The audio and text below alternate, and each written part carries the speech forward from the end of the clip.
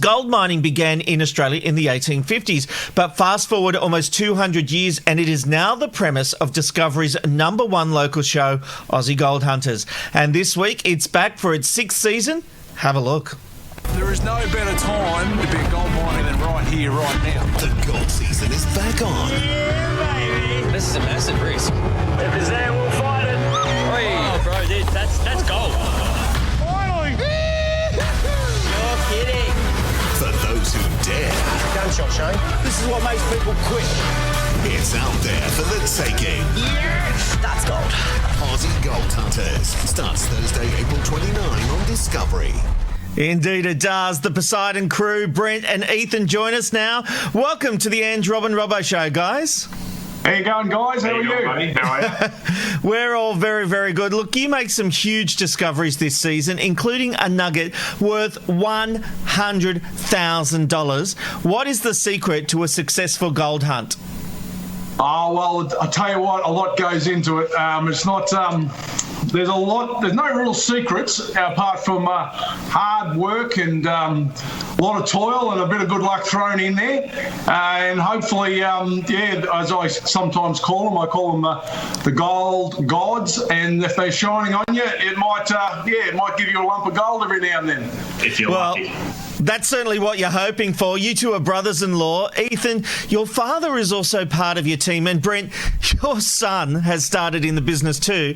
They say, there's a golden rule, never go into business with your family. Was that ever a concern, especially with so much money involved? No, it's actually the opposite. In this sort of business and the sort of nuggets which you got here, right? You've got to have people that you can trust. That's one of the ones we got off season 6, and it may not be the biggest one that we find in season 6, but it's one of them. But when you're seeing nuggets like this, you've got to have people that you can trust. And the ones I trust the most, is this guy here and my father-in-law and also my son. So it's quite easy for one of these just to go missing really quickly. And you've got to have people you can trust, and they're the people I can trust.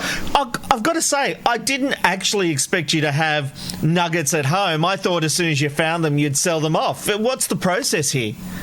Oh, we do, because this was a bit of a special occasion for you guys. I sort of ventured out to make sure I could show you something from 6. But no, sometimes we sell our nuggets, and sometimes we try and hold on to them. I love that. But it doesn't look real. That's the thing that gets me. Well, this is actually what we call it's not a true nugget as such. It's a specimen which has got gold in quartz, but it's a quite heavy specimen. This one's about 36 ounces in total weight with about nearly 27 ounces of gold in it. It's quite a chunky specimen, a beautiful one, and put it this way, you don't throw them back.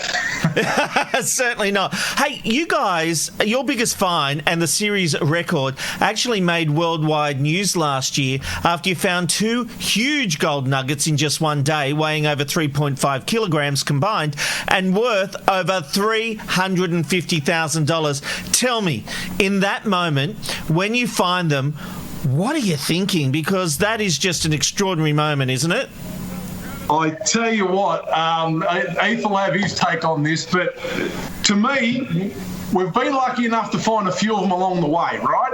But to me, it's not an excitement thing usually straight away. It's a bloody relief, to be honest. So you put a lot of time, effort into it, and when you get it, it's sort of a relief straight away, and then the excitement builds. But when we got the biggest one, which Paulie found, as you can probably see there, I'm actually at it in relief, and then the excitement builds. But when we got the second one, I actually was more excited about that one because the first one sort of got you that relief, and the next one was the happiness. But Ethan's a bit different. Well, it differs for me probably a lot. Brent, he looks at a piece of gold and he's excited because he's the first one to touch it in however many millions of years, and he looks at it a lot differently than I do.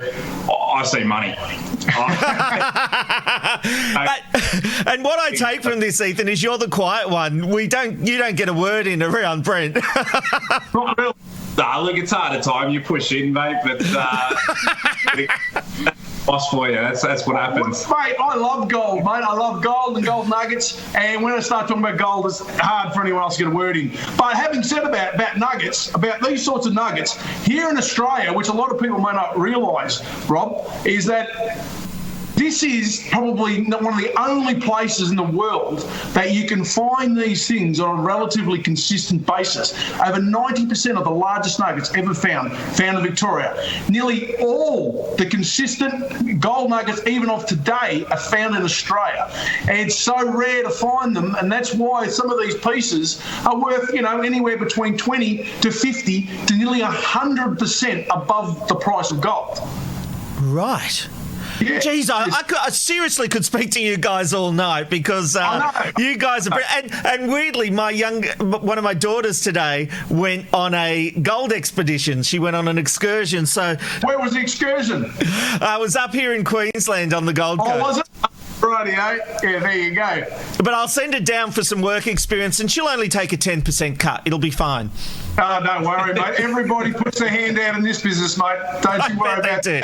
I bet they do. Hey, Aussie Gold Hunters Season 6 starts this Thursday, the 29th of April, at 7:30 p.m. on Discovery. Brent and Ethan, thank you so much for joining us on the Ange, Rob and Robbo Show. You guys are just brilliant. No worries at all. Thanks for having us.